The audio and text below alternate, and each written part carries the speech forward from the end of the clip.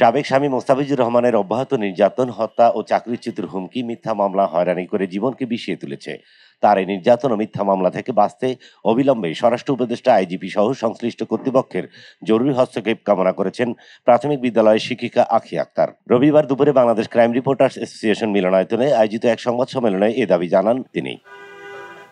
আমি সন্তানের কথা ভেবে আপত্তি না করে দ্বিতীয় বিবাহ করতে সম্মতি হই, কিন্তু আমি আমার স্বামীর অত্যাচার থেকে পরিত্রাণ পাইনি। এ সময় উপস্থিত ছিলেন তার বাবা আব্দুল হাই হাওলাদার ও তার সন্তান ও স্বজনরা। আখি আক্তার অভিযোগ করেন, 2014 সালের পটুয়াখালী সদর থানার টেংরাখালী গ্রামের মোহাম্মদ আব্দুল লতিফ হাওলাদারের ছেলে মোস্তাফিজুর রহমানের সঙ্গে তার পারিবারিকভাবে বিয়ে হয়।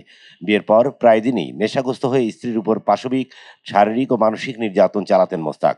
নির্যাতনের কোনো প্রতিকার না পেয়ে 2018 সালে তারা যৌথভাবে তালাকের মাধ্যমে আলাদা হন। পরে সন্তানদের কথা বিবেচনায় দ্বিতীয়বার মোস্তাকের সাথে বিয়ে হয়, কিন্তু মোস্তাকের চরিত্র পাল্টায় না। একইভাবে নির্যাতন চালাতে থাকে আখির উপর। আখি জানান, শারীরিক ও মানসিকভাবে নির্যাতন করতেন।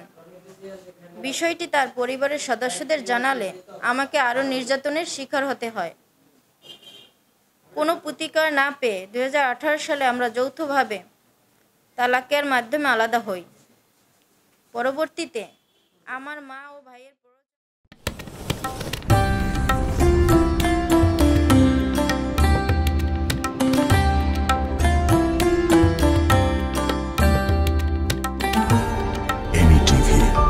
স্বাধীন বাংলার স্বাধীন কণ্ঠ।